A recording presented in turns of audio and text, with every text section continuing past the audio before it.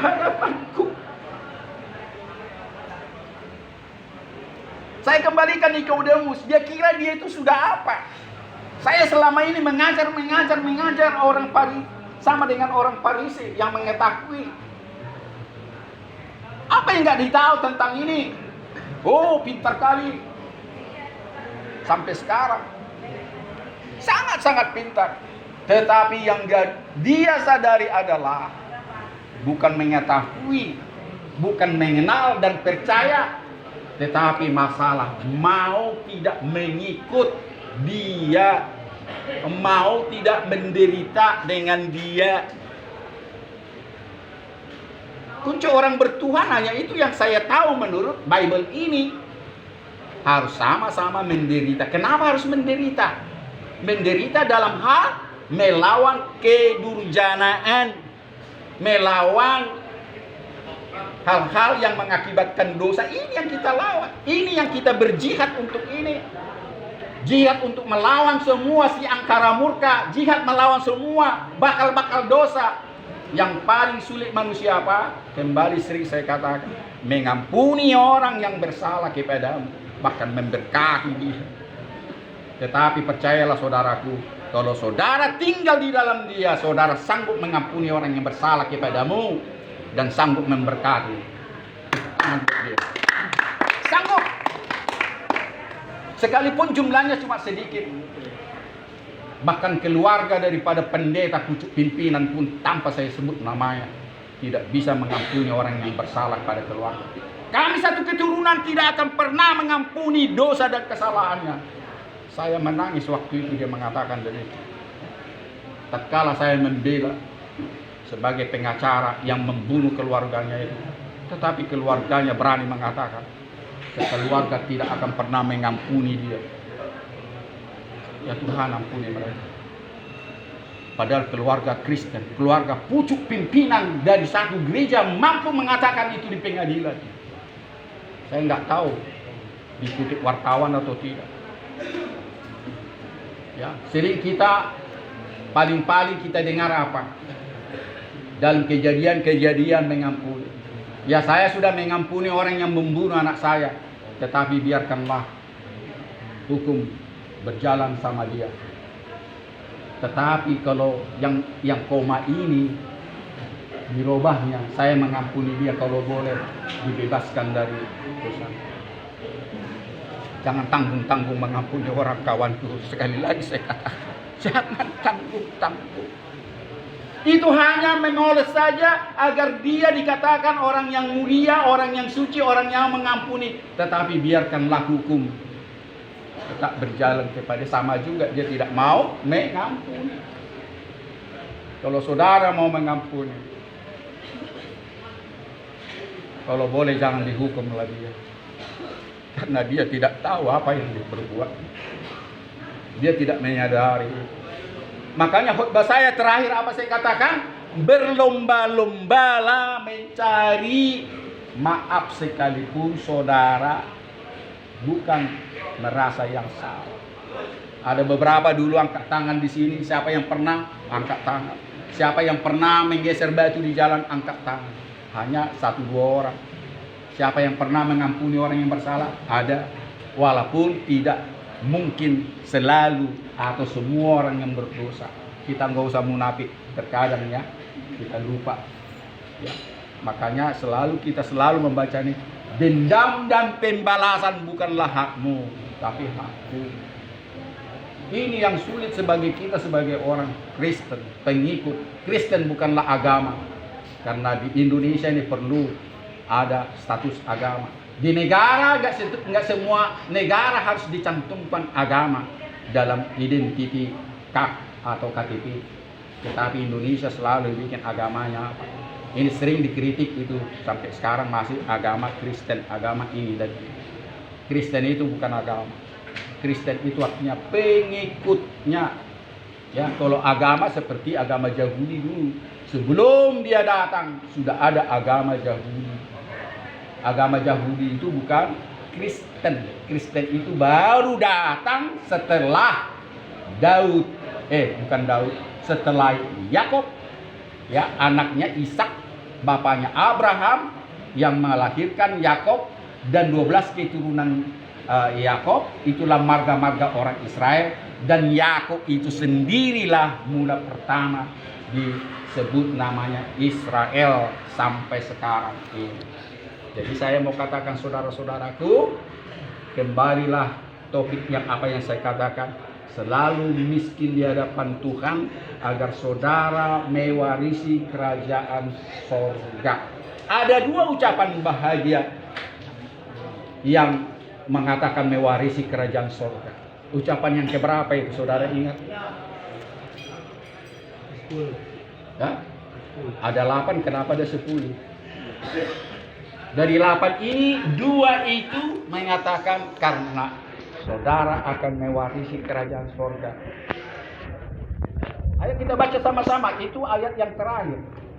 Berbahagia, ayo sama-sama. Berbahagialah orang yang miskin di hadapan. Ya, sama-sama kita baca 3 ya. Berbahagialah orang yang miskin di hadapan Allah, karena mereka yang mempunyai kerajaan surga. Yang kedua, berbahagialah orang yang salah kawanku. Kita mulai dari ayat 3 dan 4. Karena ayat 3 lah mulai dari kata bahagia yang pertama. Ayat 4 kata bahagia yang kedua. Dan bahagia yang ke-8 itu ayat yang ke-10. Ya, saya tahu di mana letak-letaknya itu, karena apa? Sudah bolak-balik sudah mendarah daging. Bayangkan saya dari SMP, ya, baca. Sekarang sudah 63 tahun. Ya. Jadi sudah tahu titik komanya di sini. Tapi saya tidak kembali seperti orang Parisi mengatakan tahu di sini, bukan itu kembali, itu khotbah saya tadi. Saya sangkal semuanya kembali adalah bagaimana saya mencari jiwa-jiwa sekarang itu. Bukan sekedar tahu. Apa artinya saya mengetahui ini semuanya tanpa saya mencari jiwa? Matius 25. Bolak-balik saya katakan ayat 18, 19, 20. Kepadaku telah diberikan segala kuasa di sorga dan di bumi. Karena itu jadikanlah seluruh bumi ini muridku, baptislah mereka dalam nama Bapa, Anak dan Roh Kudus. Ajarlah mereka melakukan seperti apa yang sudah kuajarkan kepadamu, dan ketahuilah bahwa aku menyertai engkau sampai akhir zaman. Ini tugas kita bagi orang yang ada, bukan hanya yang percaya dan kenal dia. Kenal dan percaya dia, simbolis iblis pun kenal dan mengenal dan percaya bahwa dia pencipta langit dan bumi.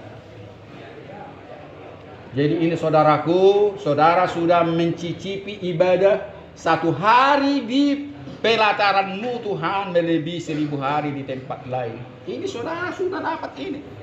Pada saat kita 2 jam di sini beribadah, saudara dapatkan sukacita, damai sejahtera. Amin. Nah ini harus saudara balas.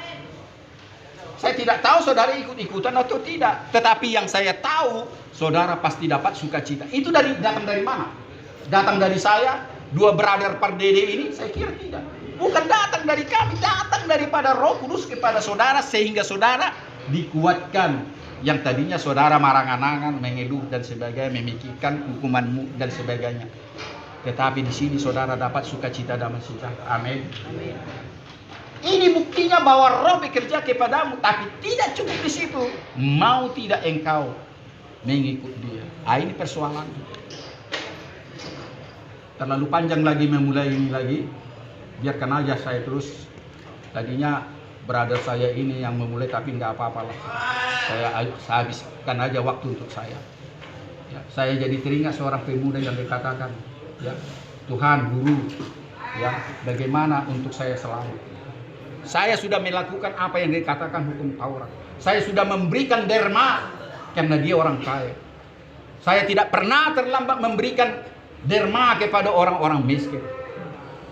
Bukankah saya sudah selamat? Oh belum. Pulanglah engkau, juallah barang-barangmu, kekayaanmu semuanya. Setelah itu ikutlah aku. Ya. Sampai sejauh mana saudara menghayati, tolong saya pengen dengar dulu. Ya, yang sudah mendengar ini, apa yang saudara ambil dari pengajaran itu? Pulanglah, juallah seluruh kekayaanmu dan ikutlah aku. Tolong bicara dulu. Saya mau pengen dengar. Ayo. Saya mau interaktif. Apa yang saudara dapat dari sini? Jangan dari kata pendeta atau gereja. Ya. Kata hatimu apa yang saudara ambil dari perkataan itu, pulanglah, jual segala barang-barangmu, kekayaanmu, dan ikutlah aku. Ayo silakan, saya kasih waktu. Ayo silakan, ayo sister. Ayo, nggak apa-apa, kasih aja. Apa penghayatanmu? Iya, silakan. Ya, baik. Ya, jelas. Dia mengaku itu. Saya sudah melakukan. Ya, terus. Namun dia hal duniawi masih ada di dalam dirinya. Apa? Ulang. Hal duniawi masih ada dalam Hal duniawi apa itu kira-kira? Jadi dia belum bisa menyerahkan seluruh hartanya, menjual hartanya, dan dia belum sungguh-sungguh istilahnya mau ikut Tuhan. Memang dia mau ikut Tuhan, tapi hal duniawi itu masih melekat di. Jelas, saya tambahkan karena waktu kita. Memang itulah kejadiannya. Tapi apa yang kita ambil dari situ? Itu sisterku mengulangi. Memang dia menyesal kalau menjual barangnya. Itu kan mengulangi cerita itu. Tapi apa yang kita ambil dari peristiwa itu? Itu yang saya maksud. Belum tepat sasaran. Itu mengulangi ceritanya itu. Karena memang dia memang jelas duniawi. Dia hartanya banyak. Gak mungkin lah, sudah capek saya ini. Tapi apa pelajaran dari situ yang saudara ambil dalam kehidupanmu? Ayo. Apa? Ayo silakan.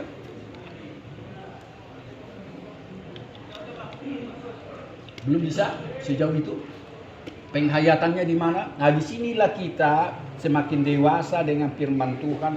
Kalau kita merenungkan firman Tuhan siang dan malam, Mazmur 1 ayat 1 sampai 6. Dia belum siap. Belum siap untuk mengikuti. Itu kan sudah beda kan? Kalau yang sister bilang itu cerita itu diulangi lagi.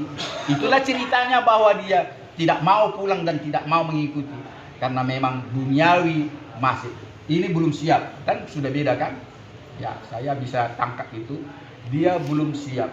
Nanti kalau ditanyakan kenapa belum siap, itu panjang lagi. Coba yang lain ayo. Tidak bisa mengalahkan keinginan daging.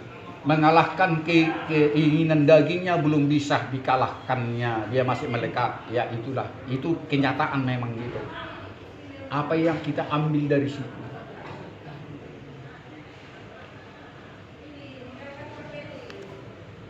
Ya, saya penghayatan saya mungkin beda. Belum sepenuhnya mengandalkan Tuhan.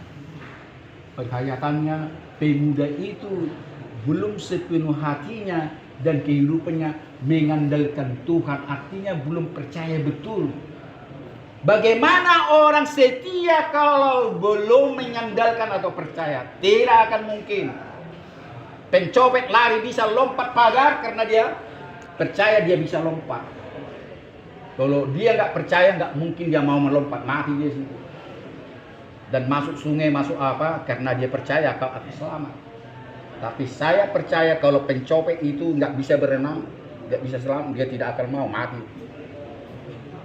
Jadi namanya percaya dasar daripada setia. Jadi dia tidak bisa setia mengikuti dia karena belum percaya. Betul. Banyak itu. Apa yang saudara dapatkan, Pak? Ya. Dan dia menyesal menanyakan itu. Padahal Yesus tidak bertanya sama dia. Dia datang sendiri. Sudahkah saya akan selamat? Karena saya tidak melanggar hukum Taurat. Karena saya sudah memberikan derma kepada orang-orang miskin. Karena saya orang kaya. Dan saya tidak pernah terlambat. Oh, belum.